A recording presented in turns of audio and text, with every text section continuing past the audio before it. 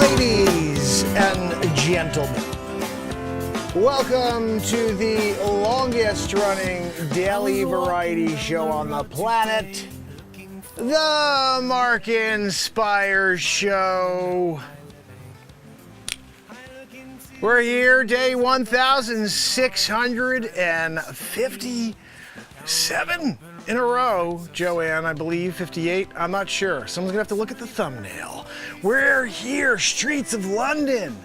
This is where it all happened. Jack the Ripper slicing people up, slicing and dicing, and his identity finally revealed. You're gonna find it out here tonight on Channel 7 News. Mark Pires here, streets of London. We're gonna grab a pint while we're here, and I thought there was just a chance if I brought Joanne with me that we would maybe get the ghost of Jack the Ripper to come back and slaughter the freaking heck out of Joanne. You know, like, who wants her with the wheeze any longer? You know, she can't even book a flight. I had to book my own flight here. I got a ride from a guy, he didn't even speak English.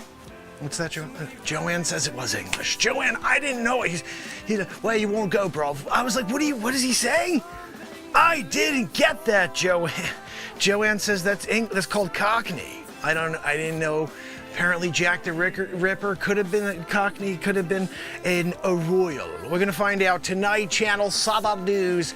Joanne, we're about to get a woo-woo from Matt Zabrowski, and when we do, we're getting to the story. Now, I haven't seen the story yet, Joanne. They sent me in. They said, Mark, do you want to go and do a story, Channel 7 News, right from the streets where Jack the Ripper was slaughtering people? I said, I'll do it.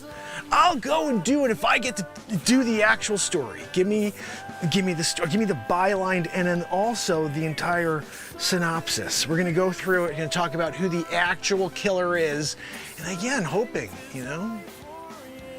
We got Joanne here. We'll see if she's still with us at the end. Anyway, I'm gonna throw this to Matt Zabrowski in a minute. I'll turn this up just a little bit, Joanne. You know, sometimes when we're here, streets of London, we gotta dance, right, Joanne? Joanne, you wanna dance? Joanne, no one can hear you over the wheeze. Right, guys? You know, it's sometimes Channel 7 News asks me to break up the news stories with a dance. Again. I'll do it. Channel 7 News! Streets of London. Guys, when there's a murder taking place, and they're like, who done it? It's Jack the Ripper. And we're gonna, again, we'll get to the reveal in a minute. I'm just waiting for a woohoo from Matt Zabrowski. He came with us today to drop it on you. Zabrowski, I'm gonna take a seat in a second. I think we kind of, you know, Joanne, do you mind sticking around for the possible death, you know? Matt Zabrowski, we're gonna throw it to you here. Streets of London. What's that? Oh, kick and throw. He said a kick and then a throw. Zabrowski.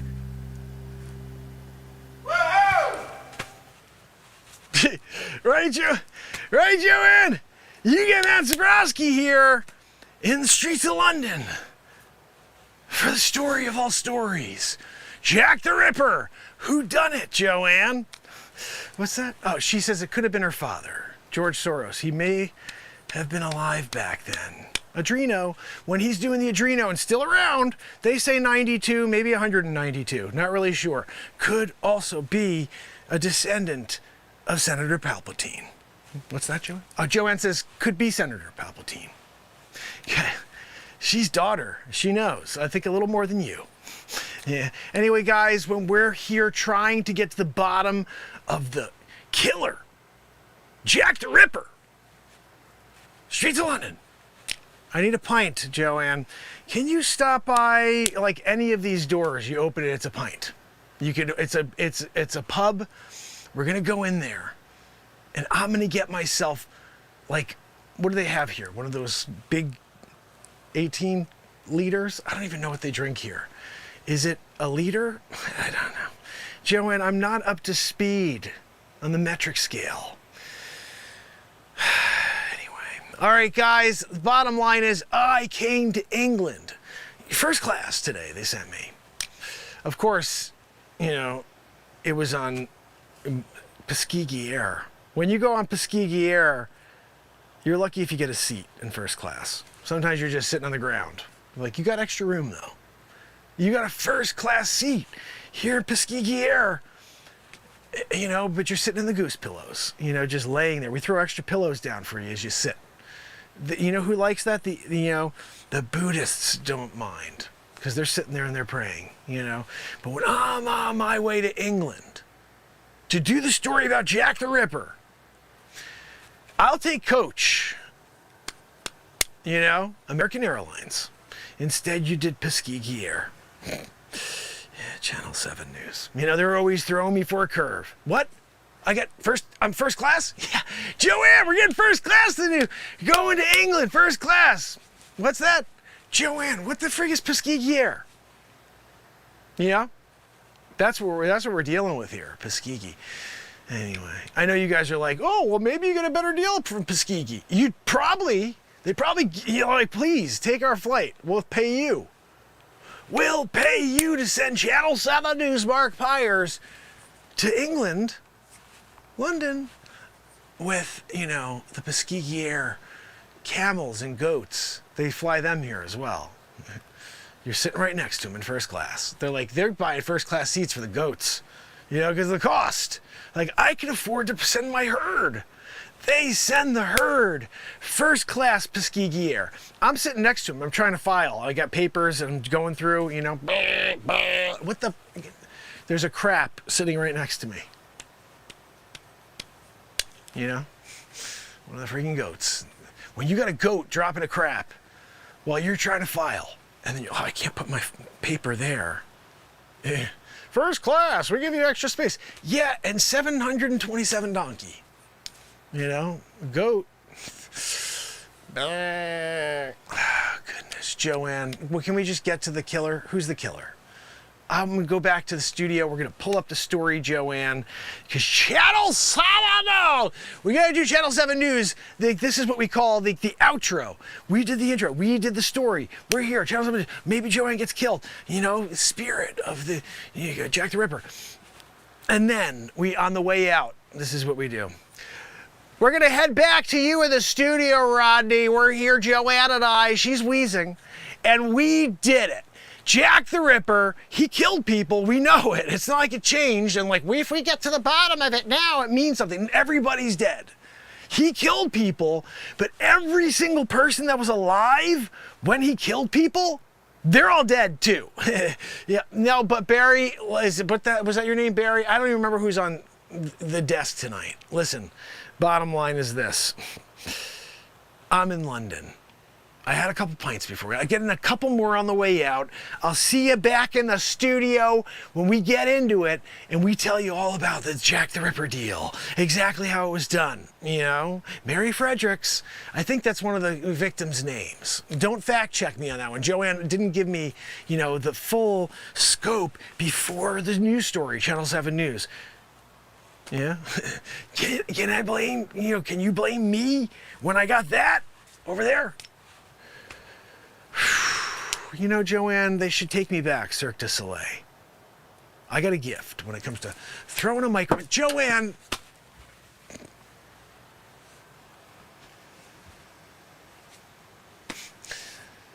Drop the microphone, Joanne. Are you going to pick it up? You know, I'm here. I'm doing this news story. A Channel 7 news story. I need my microphone. Joanne, if you weren't showing off, you know, with your skills for the Cirque du Soleil, the microphone never would have fallen on the ground, but it is by you. Could you pick it up for me, please? Joanne. I'm just asking for one favor. You know, I have a crick in my back, you know, because I changed the tire, you know, and the taxi, the guy didn't speak English, remember? What's that? No, Joanne, I know that's English, apparently. Where you going, bruv? I don't know what bruv means. Yeah, but I'm here in downtown London, and Joanne, there's a microphone on the ground. I would highly appreciate it if you picked it up You could just kick it over to me. You know, wheeze it over to me. How about that? The wheeze vibration, you know, tremors. We're talking about Richter scale. Microphone bounces up into my hand. Channel 7, you know? God almighty. You know, guys, this is the problem when you have a really, really, I guess you would say, intolerable number 2. What's that, No, Joanne, I don't know where the porta potty is here. I mentioned number 2. God almighty. Oh, there's my microphone. Joanne, I got my microphone. No thanks. No thanks to you. Channel 7 News! Back to you, Barry. I'm out. Joanne, a microphone? Can't we? You get it? You know? Gosh almighty. Joanne. I wish we had better. I wish we had better, guys. But this is the world we're living in today, you know? When you got Joanne back there, and all she's good at is wheezing. Well, I gotta turn up all the other speakers, but I say all the other because, you know, I want to building a bunch of speakers. What the freaking heck, Joanne? You put it on with the screen? Joanne, you followed me back from London? Sunny London. It was sunny for once. Actually, no, I'm sorry. It was cloudy as heck. I don't even know if the sun existed while I was there. I was like, is there a sun? Don't think so. You're in London. You're lucky it didn't rain on you for 7 days while you were there for 1. You can't blame a guy. You can't blame him.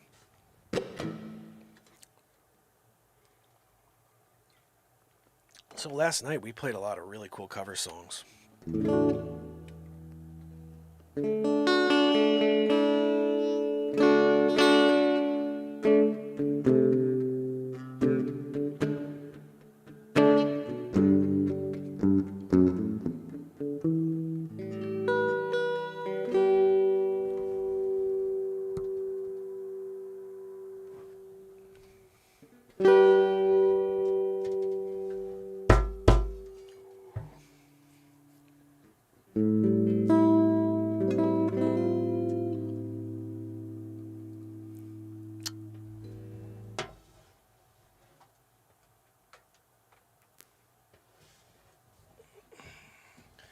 Of course, last night I was printing some stuff out. By printing, I mean, I'll show you.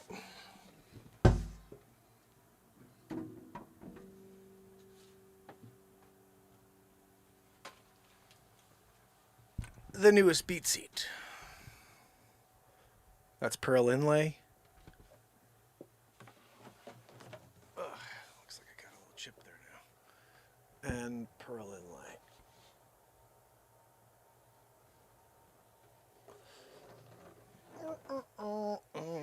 And so basically, if you can see that close enough, that's like, you know, what you see on a guitar, pearl inlay and stuff.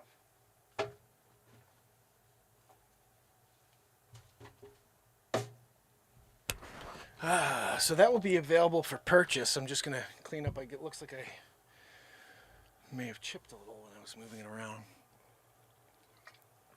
But I'll be building out BeatSeats that you can order that will be available for purchase instead of waiting a long time for them. You could also get a guitar stand, a BeatSeat guitar stand.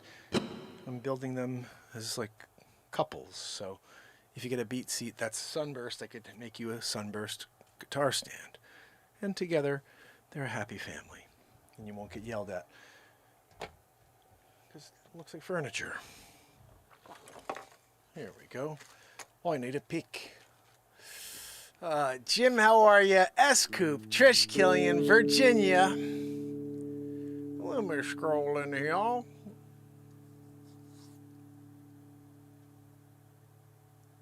Anybody else I'm missing so far? Wolf? Renee Woods. Oh, Renee, thank you so much for sending me that message. I'll take a look. I didn't get a chance to before the show, but this evening I'll have a chance to take a look at the messenger.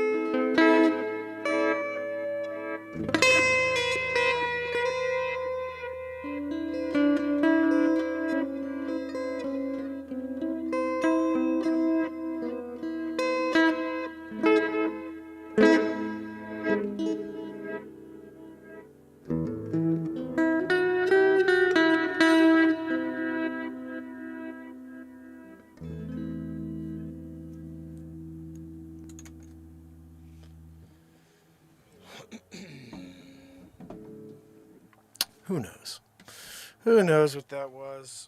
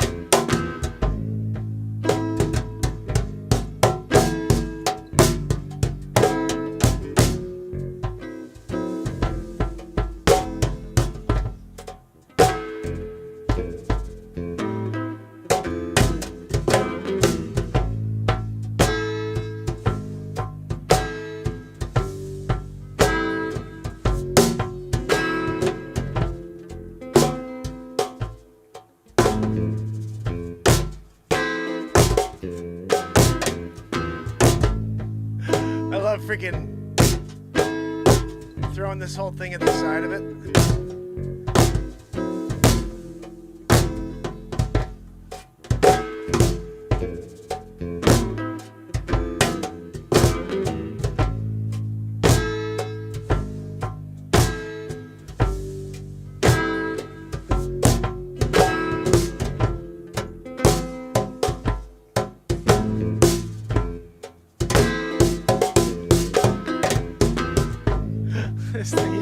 can go crazy with a BeatSeat, guys.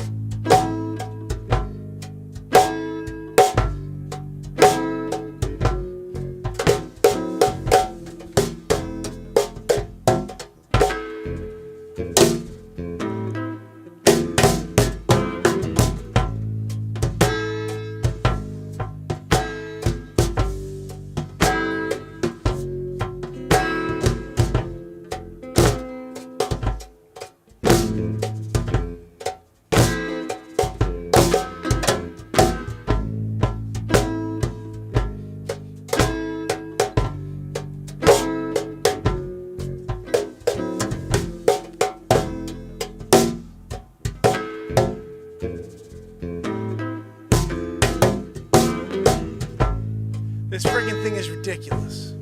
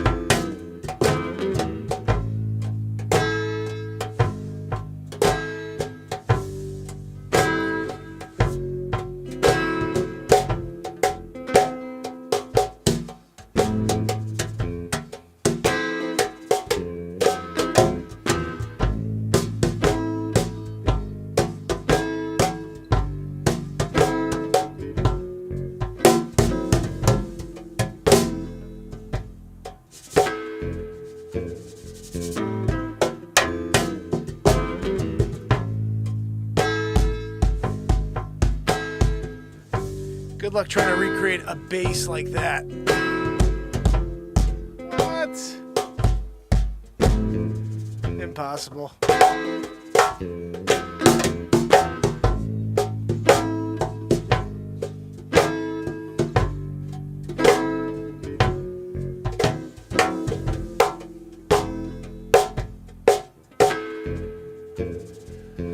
Oh goodness, sometimes when you're doing it, you know, and you got a half a body going on over here.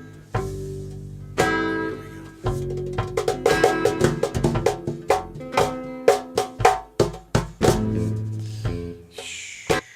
So we did it, you know.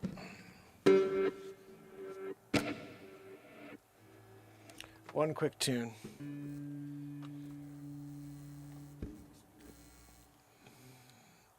Macaulay, how are you? So good to see you. Thanks for kicking it with us. Wharton Thistle in the house.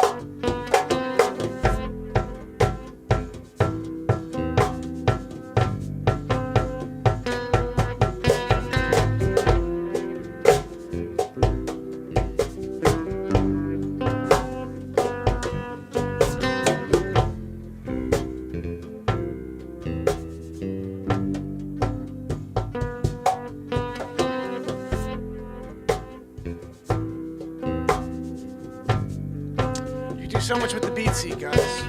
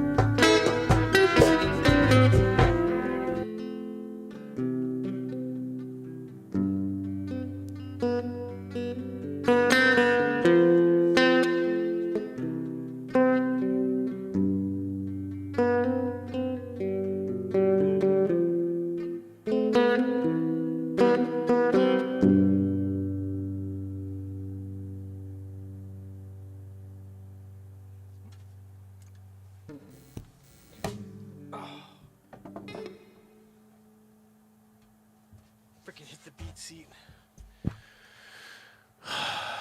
You know, the process. So, everybody, hope you're doing well out there. Did I freaking make a dent on that thing? No, I think it's okay. Pick throw. What do we write?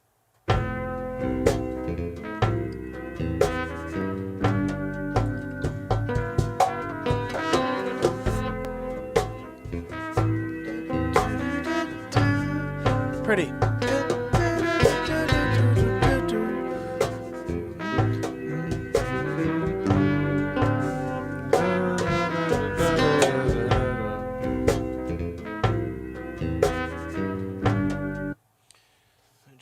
Jamming out, you know? I don't know what the heck, but we're just doing it.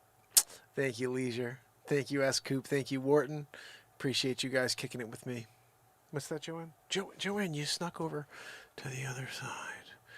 You know, guys, sometimes Joanne's doing that. She's sneaking around.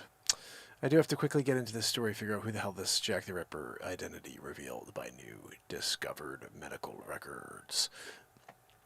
Let's see if we can throw this up on the screen real quick. With me. Where are you, Joanne? No, Joanne, I mean, like, where's my screen that we're working on? There we go. Can we put it on, Joanne? Thank you, Joanne. Joanne, why am I not on the screen at the same time? Well, oh, thank you, Joanne. So, guys, here's the story as I see it. Jack the Ripper's identity revealed by newly discovered medical records. Look at that. Looks like Van Gogh, doesn't it? Chaim Hyams.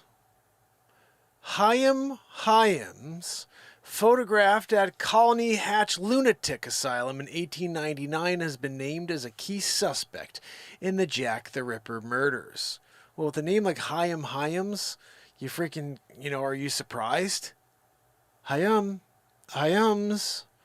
It's like, which one do you want, the Chaim or the Hyams? Do you want the, you know, the plural, or just the non, just a single guy? A former police volunteer claims to have discovered the identity of the figure behind some of the most shocking crimes in British history, unmasking the 19th century murderer who terrorized the nation as Jack the Ripper. Sarah Bax Horton, whose great-great-grandfather was a policeman at the heart of the Ripper investigation, has unearthed compelling evidence that matches witness descriptions of the man seen with female victims shortly before they were stabbed to death in 1888 in the East End of London, where we were just a little while ago tonight. Her detective work has led her to Chaim Hyams, who lived in an area that at the center of the murders, who was a cigar maker, knew how to use a knife. He was an epileptic and an alcoholic who was in and out of mental asylums, his condition worsening as he was injured in an accident and unable to work. He repeatedly assaulted his wife, paranoid that she was cheating on him, and he was eventually arrested after he attacked her and his mother with a chopper. What the freaking heck? Significantly, Miss Bax Horton gained access to his medical records and discovered dramatic details. She told the Telegraph. For the first time in history, Jack the Ripper can be identified as Chaim Hyams, using distinctive physical characteristics.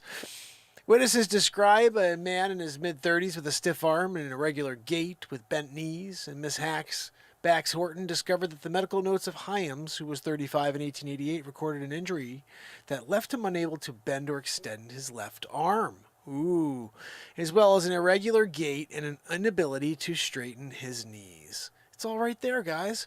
With asymmetric foot dragging, he also had the most severe form of epilepsy with regular seizures. The victims were prosies or destitute. Their throats were cut and their bodies butchered in frenzied attacks, with the authorities receiving taunting anonymous notes from someone calling himself Jack the Ripper, Chaim Hyams. He was like, no one's going to really be afraid of me when I call myself Chaim. Yeah, guys, it's Chaim Hyams. I murdered that, those couple people. Chaim? No, thanks. Let us know when your name is something like, I don't know, Curtis the Killer, That's a good one, When you want to call as like Dennis the Death Driver or something, you know what I mean? Well, all of a sudden, with the Death Drivers out there, That's a good one too, Or Shotgun Sammy. Guys, it's Shotgun Sammy. I'm looking for him. I'm looking for Shotgun Sammy for sure. I mean, there's not even a question about that one. Yeah, like I know some people are like, I don't know if I'd look for Shotgun Sammy. You're nuts. You know you're looking for Shotgun Sammy. Everybody's looking for Shotgun Sammy. Joanne, where am I? What the heck happened over here? Okay, there we go. Victims Prazis, as we said, taunting anonymous notes, calling himself Jack the Ripper. At least 6 women, Martha Tabram, Polly Nichols, Anna Chapman, Elizabeth Stride, Kate Eddowes, and Mary Jane Kelly were killed in or near Whitechapel between August and November 1888. Hyam's medical notes taken from various infirmaries and asylums revealed that his mental and physical decline coincided with the Ripper's killing period, escalating between his breaking his left arm in February 1888 and his permanent committal in September 1889.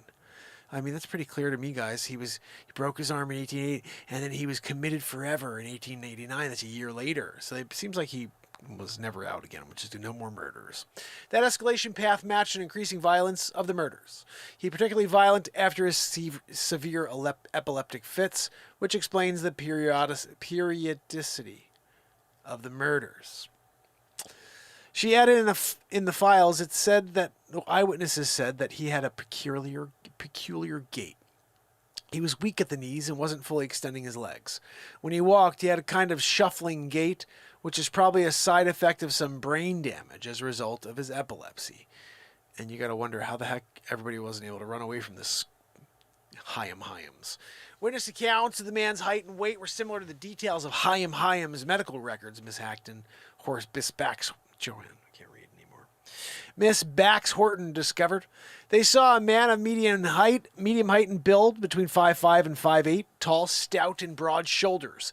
Hyams was 5'7.5" Joanne. He's almost 5'8", as tall as your chin. And he weighed 10 stone, 7 pounds. What the frig is 10 stone 7? What is it, 10 stone? How much is a stone? You know? Like, what are we talking about? I'm going to say it's 20 pounds. A stone is 20 pounds, let's say. So it's 207 pounds. She had concluded that Hyams' physical and mental decline, exacerbated by his alcoholism, triggered him to kill. The murder stopped at the end of 1888, around the same time Hyams was picked up by the police as a wandering lunatic who had just murdered a bunch of women with a gait and with a weird thing going on with an arm that wouldn't extend. You know. In 1889, he was incarcerated in the Colony Hatch Lunatic Asylum, North London, until his death in 1913. Jack the Ripper never struck again. Again, 3 for 3. She's 3 for 3 right now, guys.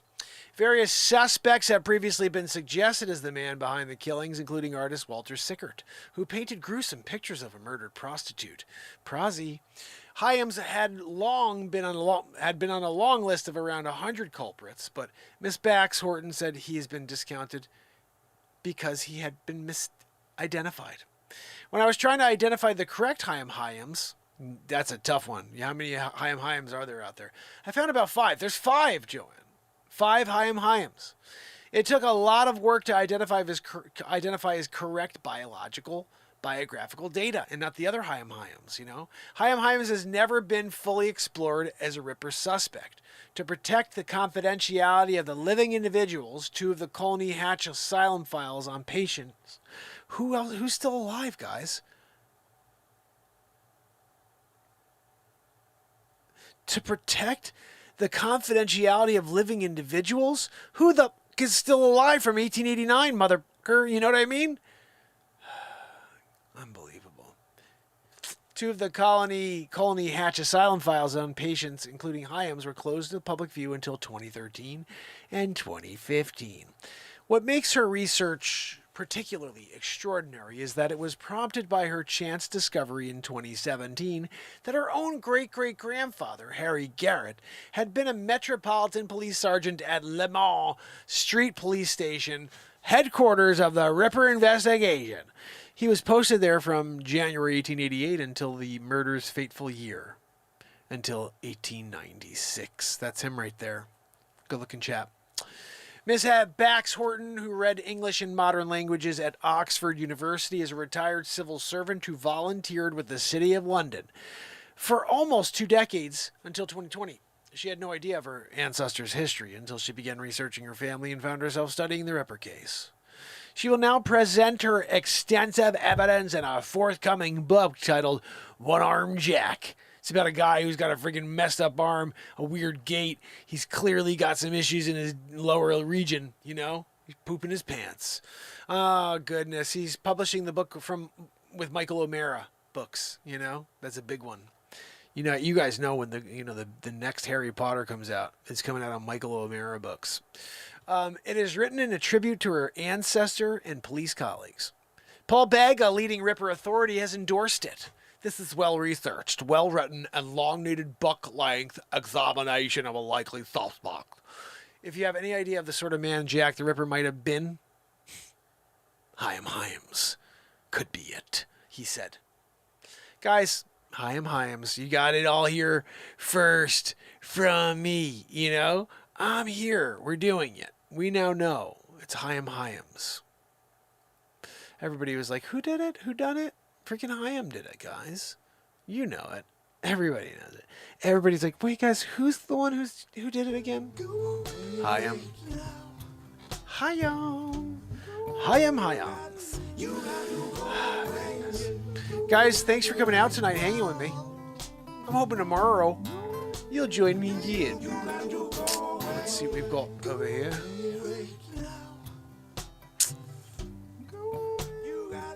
Don't you love it when nothing works the way you want it to? There we go. Thanks.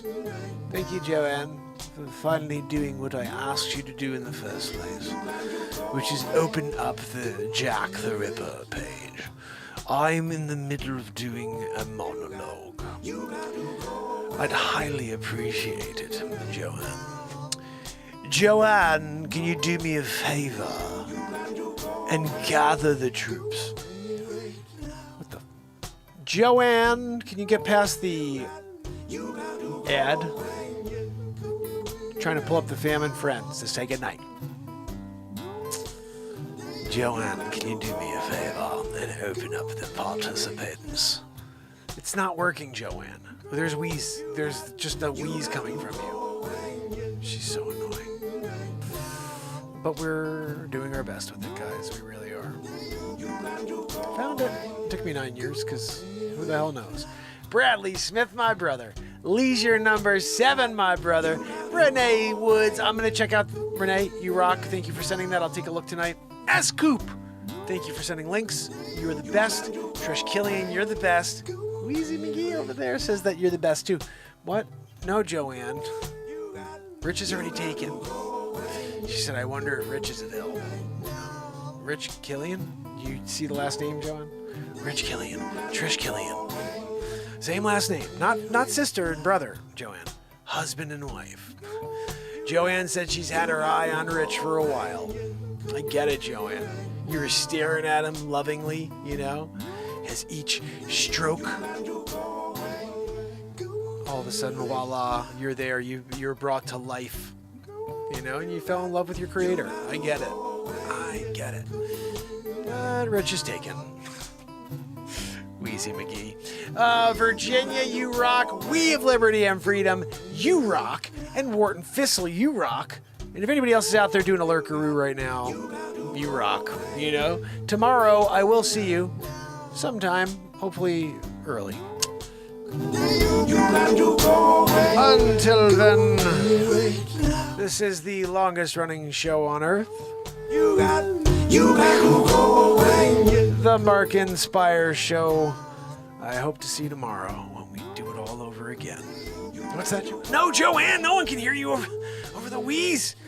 Joanne says goodbye, everybody, with a wheeze. Have a good night.